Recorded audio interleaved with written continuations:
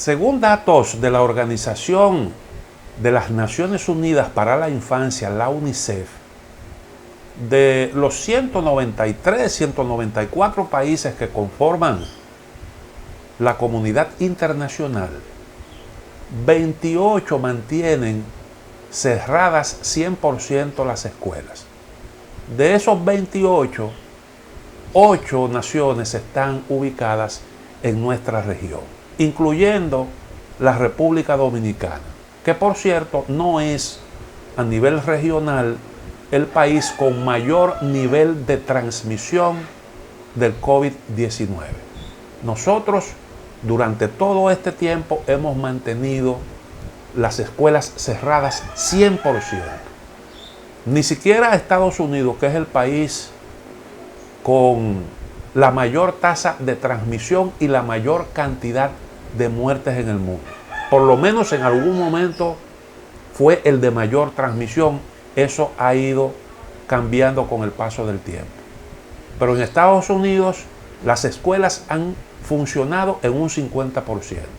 Allí, en donde los niveles de transmisión no han sido muy altos, se han mantenido funcionando. Y en donde ha habido más o menos un nivel alto de transmisión de la enfermedad, las escuelas han tenido alguna modalidad de enseñanza presencial.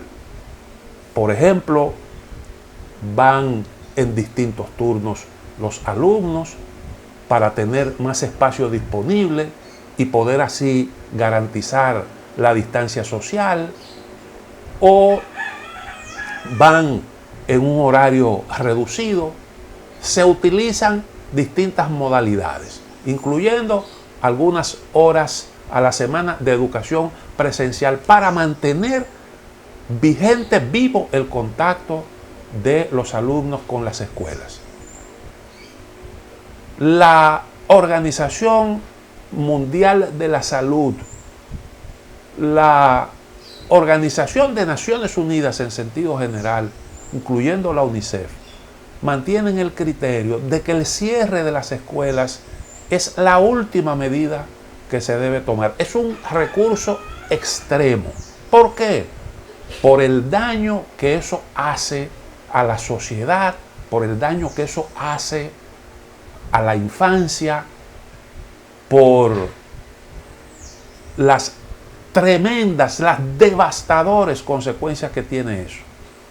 Porque déjenme decirle, la población más pudiente de nuestros países tiene a su disposición la herramienta de enseñanza más efectiva después de la enseñanza presencial, que es la educación virtual, la modalidad virtual, con el recurso de la conexión vía la internet, con la ya posibilidad de disponer de un material de lectura previamente seleccionado, tareas asignadas y herramientas para interactuar en cualquier momento de forma efectiva.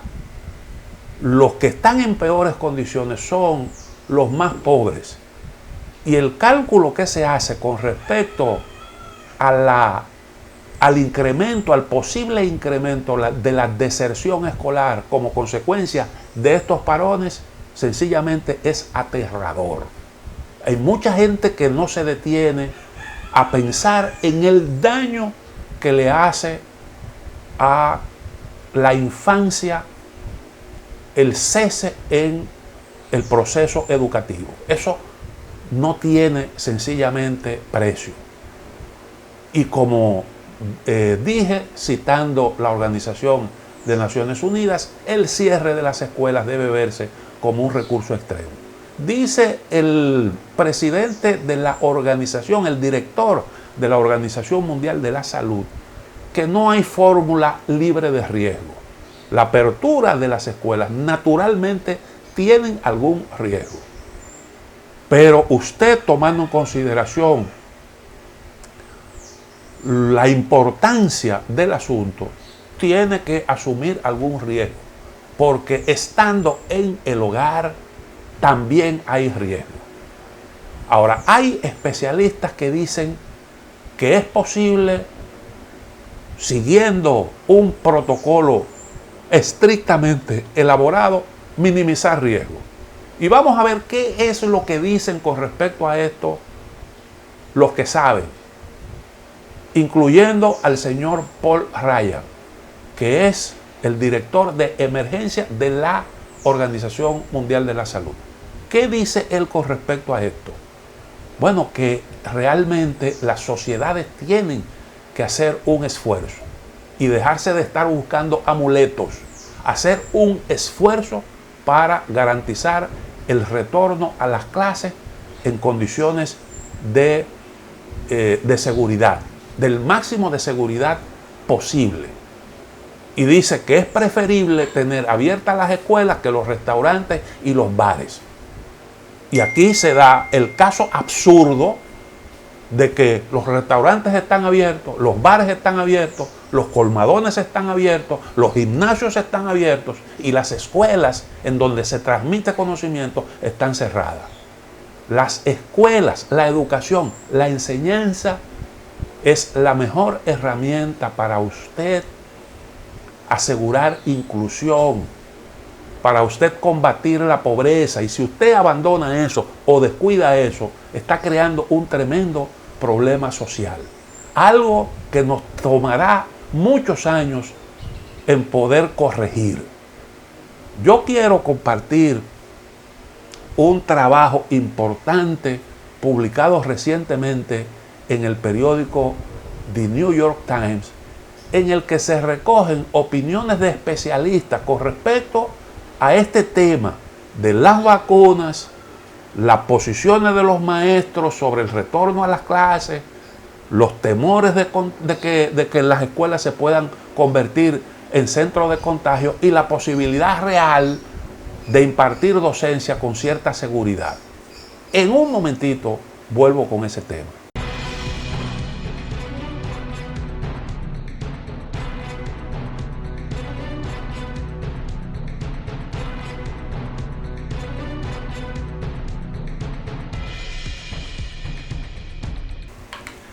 El pasado 15 de febrero, el prestigioso diario estadounidense The New York Times publicó un interesante trabajo bajo el título ¿Es seguro reabrir las escuelas?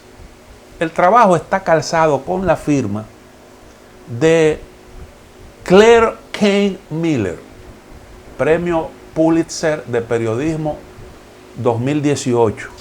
Margot Sanger-Katz, que es una periodista especializada en temas de salud, y Kevin Quayle, que es un afamado reportero gráfico del Times.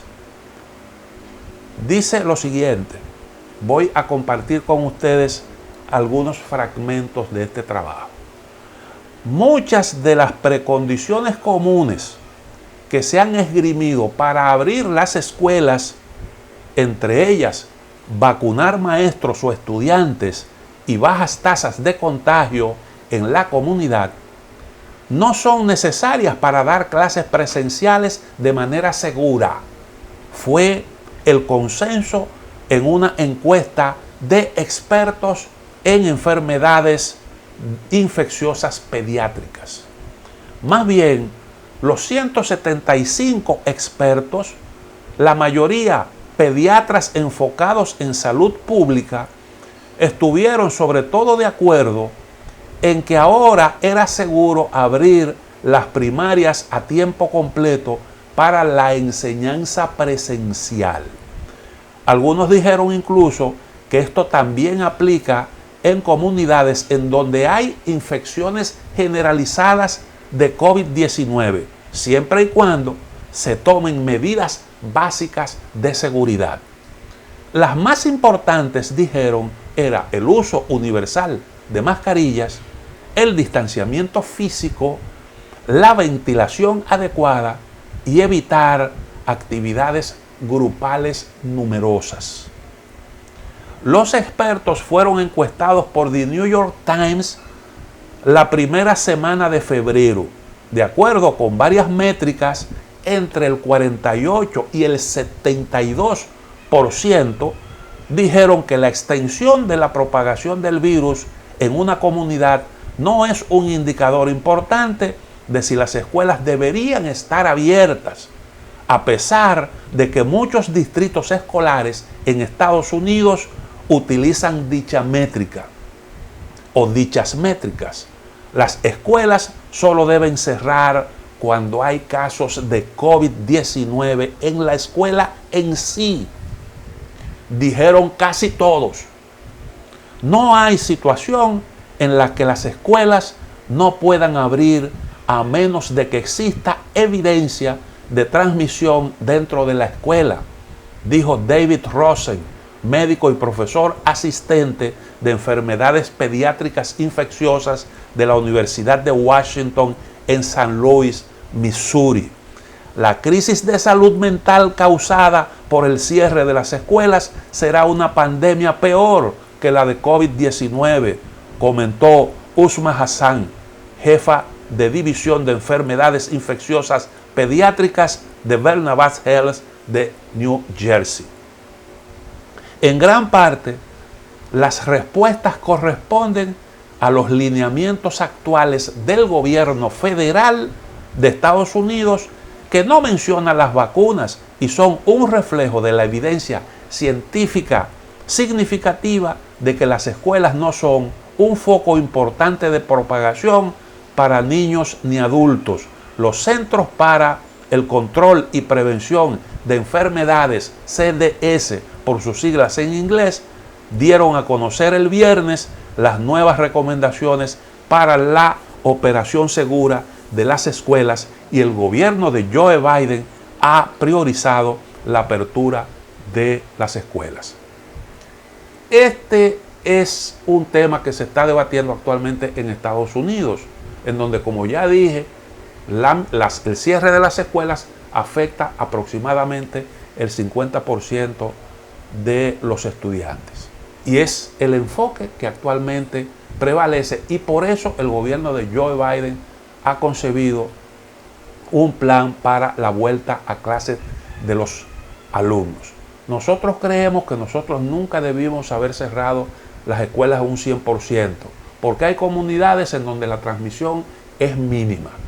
Y además de eso, hace tiempo que pudimos habernos dado un plan para asistir por fila, por turno, a las escuelas, aún se trate de una parte de los estudiantes, para tener los espacios, garantizar la distancia social en escuelas en donde hay ventilación suficiente, porque la mayoría de las escuelas dominicanas tienen ventilación suficiente.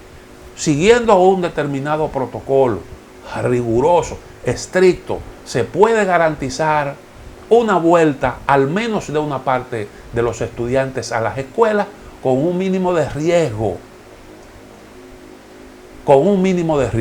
Que es lo que nosotros hemos estado desde hace tiempo planteando. Gradualmente ir ahí.